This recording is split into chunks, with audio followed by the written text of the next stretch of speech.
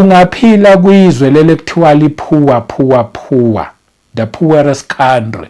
uNkulunkulu wakudala wakubeka ngamabomu kuleyo country, noma mhlambe the purest province la mhlambe isigodi sangakini, like akhambi lunto akuqhubeki lutho. Kodwa nayo into esho uNkulunkulu wakubeka ngamabomu kuleyo ndawo, wadalwa ngamabomu wabakhona kuleyo ndawo. Ulinde wena nje ukuthi be willing ukumuzwa, obey him. Ulapho uyodla okuhle kwezwe.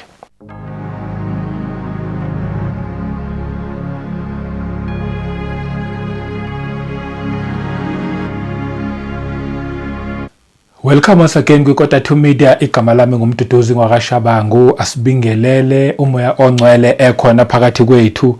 Sibonge nje kuumusa weNkosi yethu Jesu Kristu silokhu sihlangana. Sibonge uthando lukaBaba ezulwini.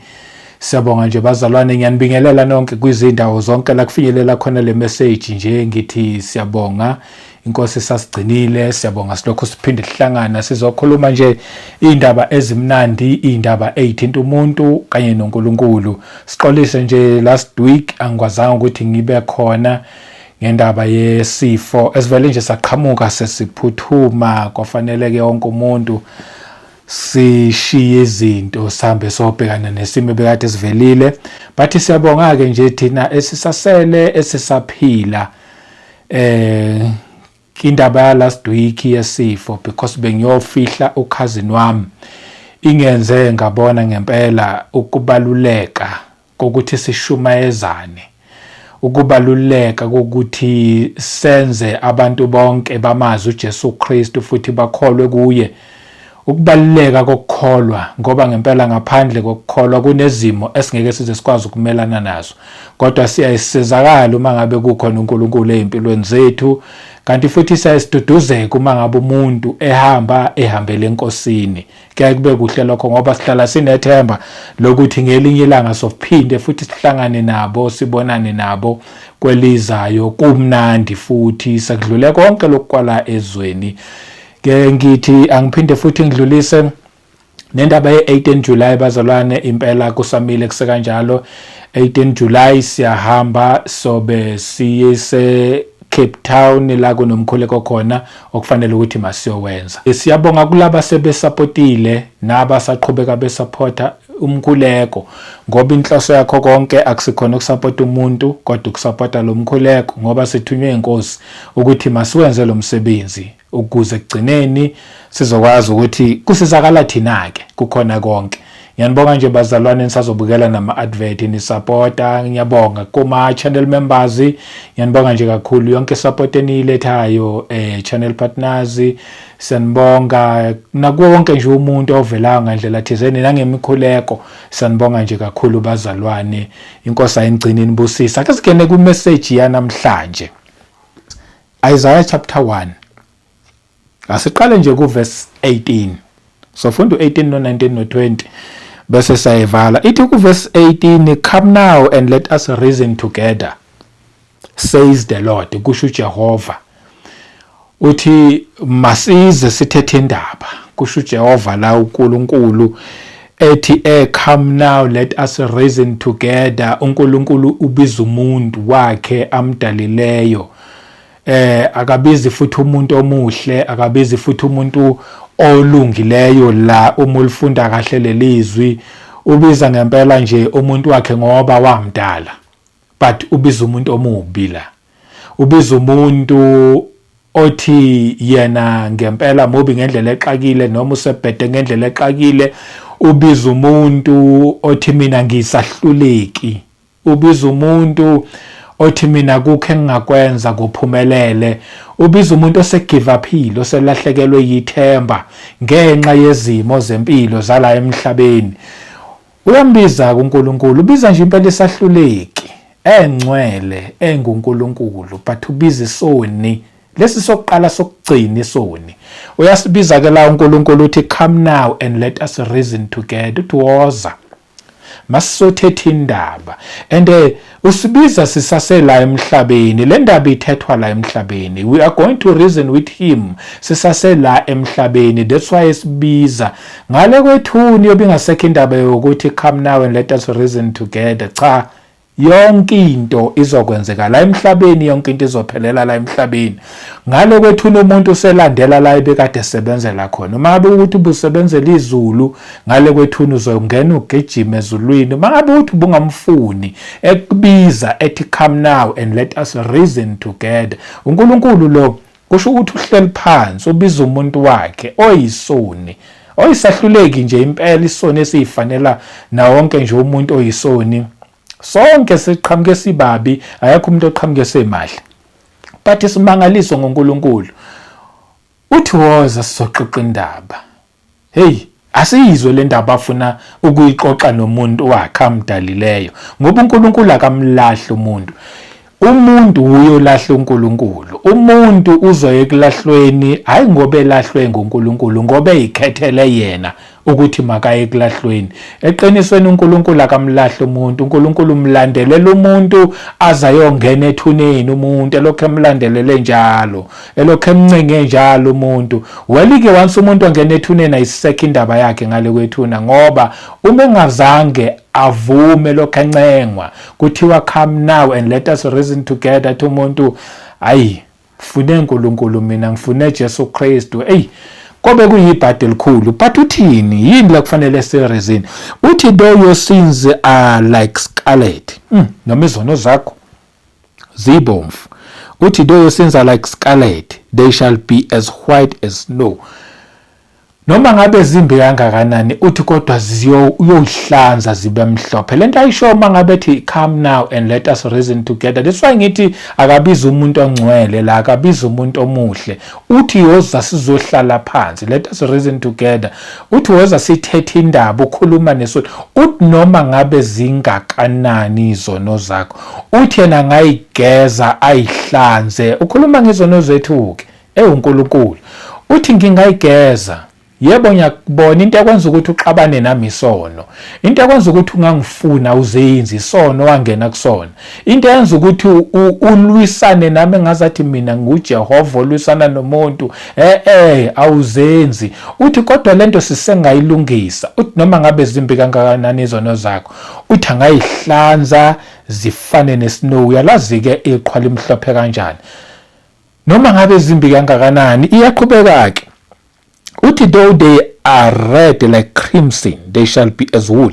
Uthi noma ngabe zibomvu njengegazi. Yabona nje isono noma ngabe sesisibi kangakanani, uthi kodwa uNkulunkulu yena angakwazi ukuthi asenze isono sakho sibe ube clean, ufane newuli, ube mhlophe, ube muhle.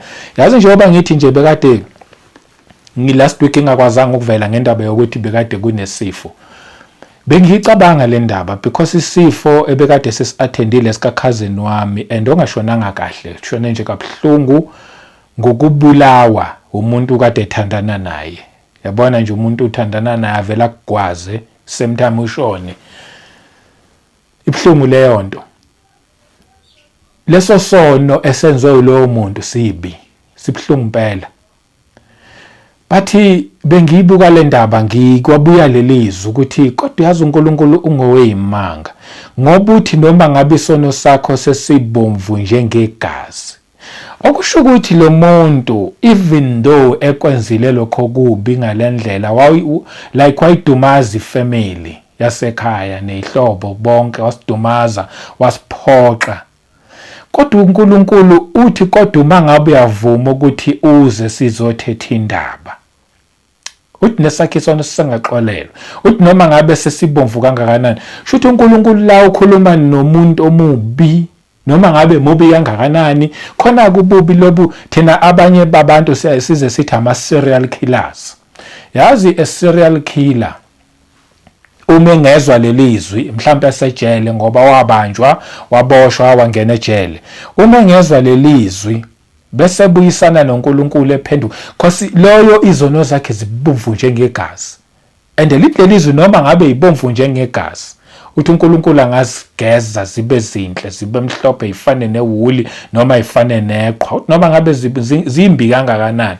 Lo muntu mangabe waboshwa because that person was a serial killer wangena ejele, kodwa uma ngabe selapha phakathi ngoba usaphila uyalizwa izwi likaNkulunkulu, uthi uNkulunkulu nezakhe izono isengathethelelwa. And then bese kuba nomuntu ongaphandle ongazange abulale muntu, ongazange nje like ongazange mhlawumbe azabe nenqa nomuntu, wacabanga yena ukuthi ngoba ke mina at least mina ngcona ngibulalanga muntu, mina ngizange ngiye ejele, mina ezami izono nje ezincanyana. Bese umuntu ecabanga ukuthi ngoba ezakhe izono mhlawumbe lezi ezincanyana uzongena ezulwini. Ayisebenzi ngaleyo ndlela. Nami nawe laba bezono mhlawumbe ke ezincanyana ke noma mina nawe laba bezono ezinkulu sibizwa sonke kuthiwa masize sizothetha indaba.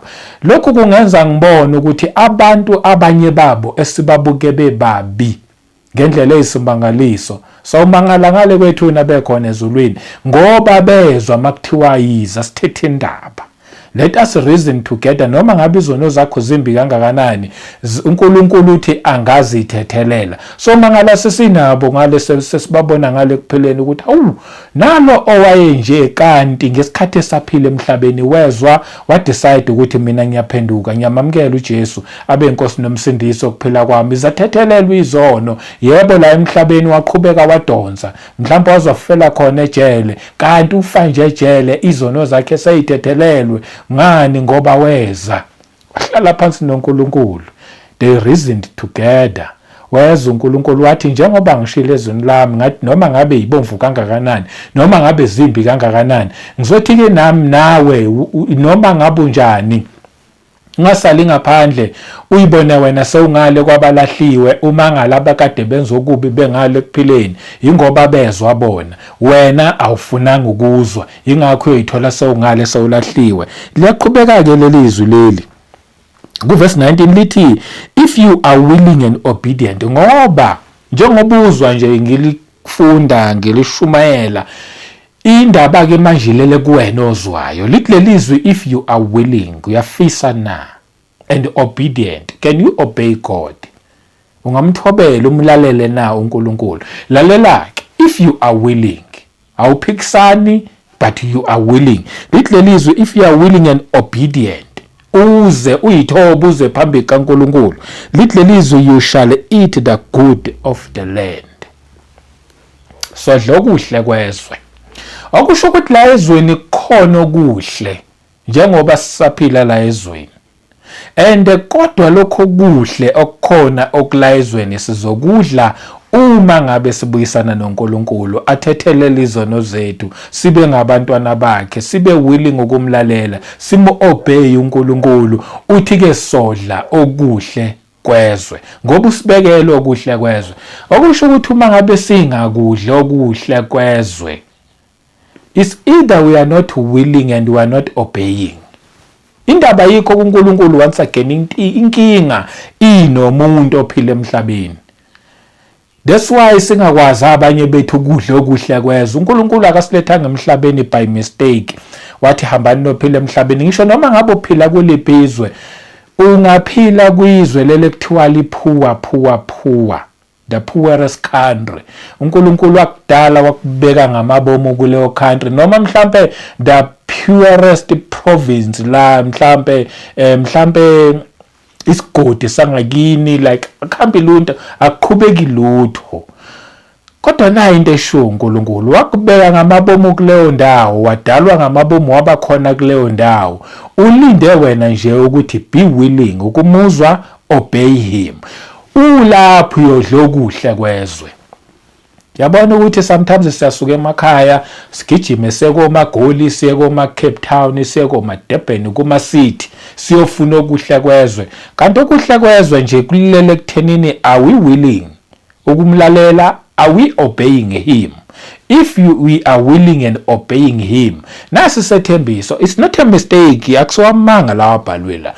Uthi sizodla okuhle kwezwe. Kusho ukuthi kuleyo ndawo uNkulunkulu will provide. yokulethela okuhle kwezwe. Asiqhubeke-ke le eyomuntu ozwayo ophendukayo othi ngiyafisa mina ngiyafuna manje ezami izono mayithethelelwe ngifuna ukubuyisana noNkulunkulu. Wena-ke usendleleni enhle ulandela laba abawinayo ke ngoba khona abawinayo khona bayohlulwa kodwa konke kulele emntwini umuntu nje uma ekhethela ukuthi ukhetha kuphi. Asiqhubeke ithi ku verse 20, but if you refuse and rebel,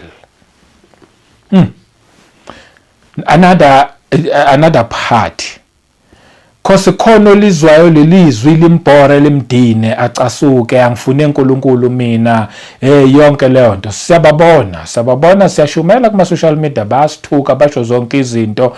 Hayi ke mina akangisenandaba nezinhlamba singathuka kakhulu ezimeleni ma ungathi ungithuka manje you're just wasting your time because ungithuka futhi ngakuboni nawe ungiboni.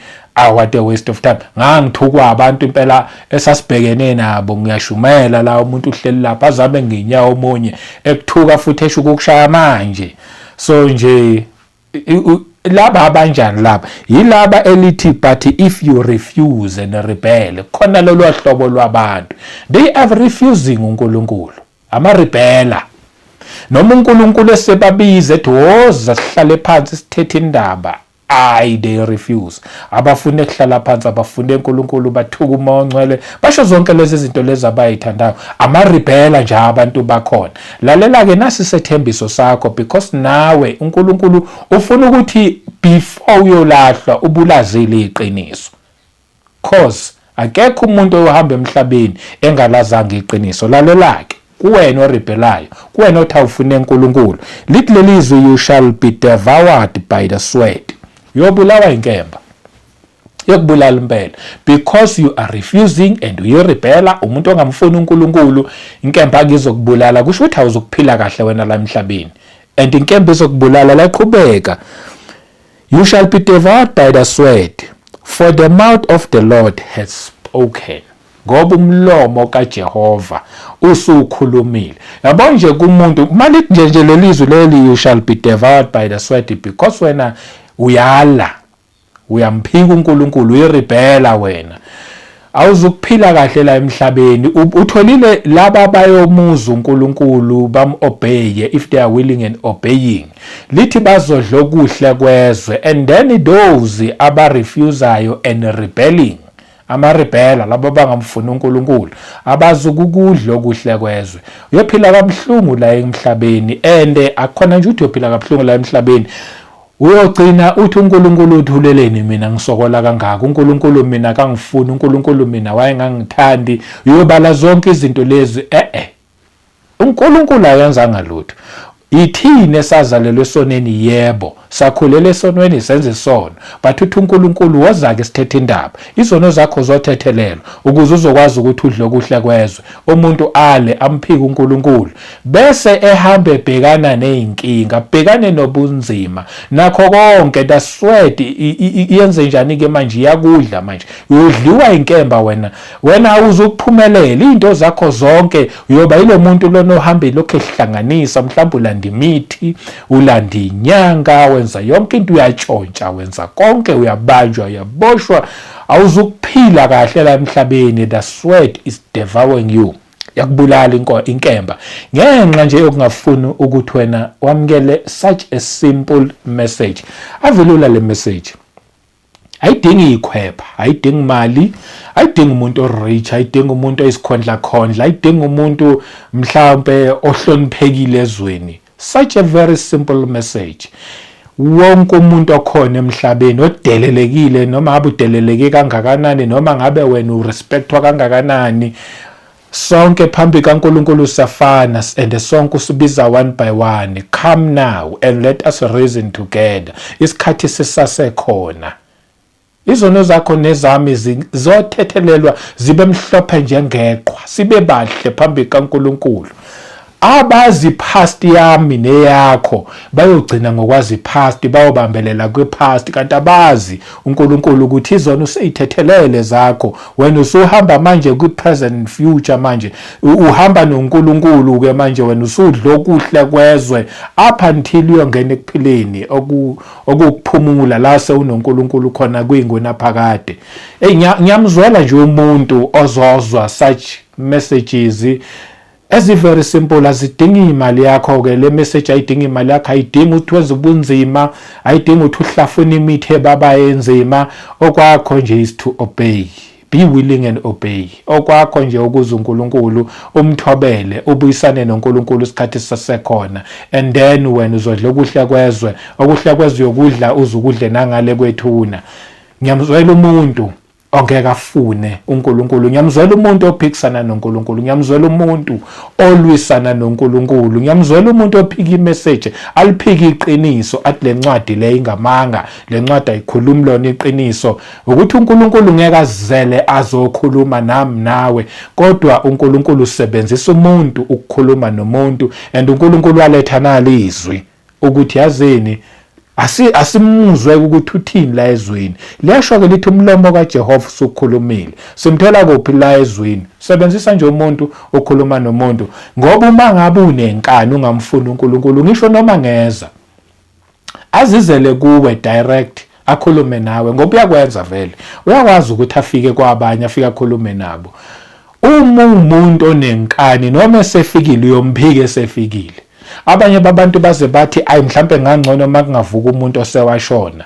Hayi yonke lento eniyikhuluma thina siyithembi. Mavuka umuntu owashona asitshele ukuthi njengoba befile bekwenzakalani ngale somkholo. Lalela uma ngabe nje umuntu onenkani erebela noma ngavuka umuntu owayekade efile aphinda akutshele kwenzakalani ngale, ngeke, because wena yiloyo muntu ongafuni ukulizwa iqiniso. Sewathanda amanga, wathanda ukujabulisa omubi, kanti ukhohliwe ukuthi omubi akana isikhathi sakho. Uyamjabulisa yena akakufuni futhi akakuthandi, ufuna ukuyolahlwa kanye nawe. Uyancengwa uNkulunkulu uthi woza sithethe indaba, woza phenduka ubuyisane noNkulunkulu isikhathi sisasekhona usesela emhlabeni. Angubizele emasontweni, angubizele kuzo zonke ezinye izinto, ngizothi wena buyisana noNkulunkulu. Ngikhuluma indaba yomuntu la noNkulunkulu, buyisana noNkulunkulu, and then mawungabuyisana noNkulunkulu njengoba ethu uzodla okuhle kwezwe, uyena oyokudirect ukuthi hamba okhonza kuphi, mkhonze kanjani, yenza ini, ufuna wenzeni la emhlabeni. Okwami nawe is to be willing and obey lokho kushiwo uNkulunkulu. Ngomusa weNkosi uJesu Kristu asiphinde sihlangane futhi kwivideo elandelayo. Inkosi inibusisa nonke. Amen.